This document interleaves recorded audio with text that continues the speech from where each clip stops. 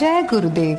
आप सभी का स्वागत है आपके अपने चैनल 1008 खेचरी विशेषज्ञ में।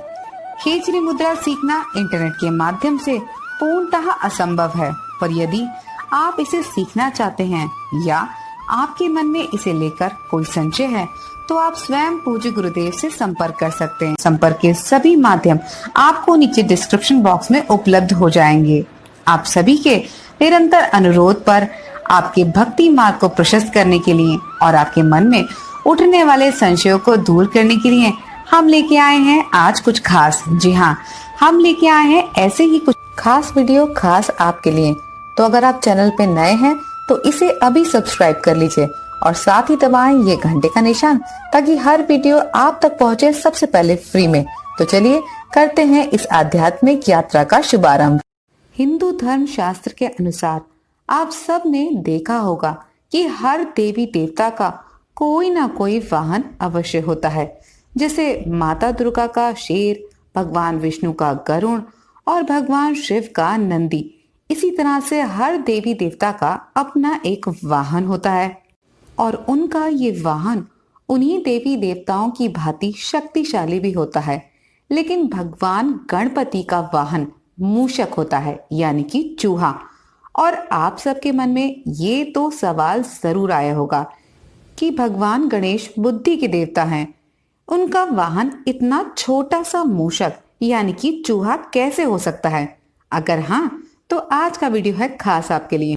तो इससे जुड़ी एक प्रचलित कथा आपके साथ शेयर कर रहे हैं, सुनिएगा। एक बार की बात है, देवराज इंद्र के दरबार में क्रौंच नामक एक गंधर्व हुआ करता था।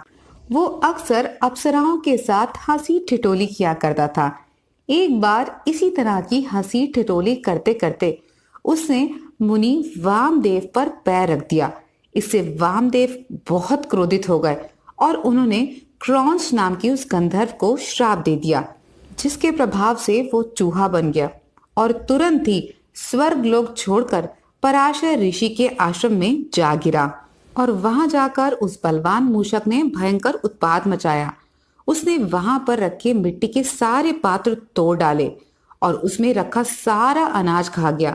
इतना ही नहीं, उस बलवान मूषक ने वहां पर रहने वाले सारे ऋषि मुनियों के कपड़े कुतर दिए और वहां पर रखे सारे धार्मिक ग्रंथों को भी नष्ट कर दिया। ये देखकर पराशर ऋषि बहुत दुखी हो गए और वो भगवान श्री गणेश की शरण में गए और उन्होंने अपने मन की सारी व्यथा उनसे कह डाली। पराशर ऋषि की बात सुनकर भगवान गणेश ने उन्हें आश्वस्त किया और कहा कि वो उनकी समस्या का निदान करेंगे।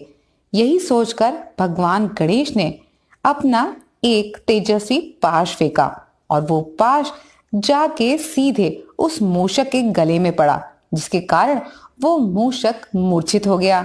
जब उस मूषक की मूर्छा जागी तो उसने देखा कि वो भगवान गणेश के सामने खड़ा है।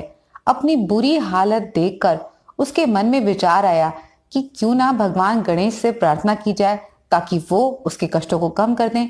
इसलिए उसने बड़ी लगन से भगवान गणपति की आराधना की। इससे भगवान गणपति यानी कि गणेश जी प्रसन्न हो गए और उन्होंने कहा कि मैं तुम्हारी प्रार्थना से, तुम्हारी पूजा से प्रसन्न हूँ। बताओ, अगर तुम्हारे मन में कोई वर है तो तुम मुझसे मांग सकते हो। ये सुनते ही उस मूषक के मन में अहंकार जाग गया और उसने कहा कि मुझे तो आपसे कुछ नहीं चाहिए, परंतु अगर आप चाहते हैं तो आप मुझसे कोई वरदान अवश्य मांग सकते हैं। मूषक की अहंकार भरी बातें सुनकर गणेश जी अंदर ही अंदर मुस्कुराए और बोले कि अगर तुम वास्तविक रूप में मुझे वरदान देना चाहते हो तो मेरे वाहन बन जाओ। इस पर मूषक तैयार हो गया और गणपति जी उस पर सवार हो गए। जैसे ही गणपति जी उस पर बैठे, मूषक के प्राण संकट में आ गए, क्योंकि इतने बड़े और भारी गणपति जी इतने छोटे से मूषक पे बैठेंगे तो क्या हाल होगा। और यही वो क्षण था जब उस मूषक का अहंकार भस्म हुआ और उसने भगवान गणपति यानी कि गणेश जी से ये प्रार्थना की कि भगवान, मैं आपका वाहन तो बन गया हूं, पर मुझे इतनी शक्ति दीजिए कि मैं आपका भार सहन कर पाऊं ताकि मैं आपका वाहन बना रह सकूं। मूषक के मन के भाव जानकर और उसकी प्रार्थना को सुनने के बाद भगवान गणपति ने ऐसा ही किया और उस मूषक को अपना भार सहने योग्य बनाया। तब से यही छोटा सा मूषक भगवान गणेश का वाहन बन गया। आशा करती हूँ कि अब आपके मन का संशय दूर हो गया होगा। चलते चलते आपसे सिर्फ इतना कहूंगी कि भगवान सब पर कृपा करते हैं, अपने भक्तों पर भी और उन पर भी जो दुष्ट और अहंकारी होते हैं। बस एक ही अंतर है कि भगवान भक्तों पर प्रेम की बौछार करते हैं और दुष्टों पर प्रहारों की बौछार करते हैं।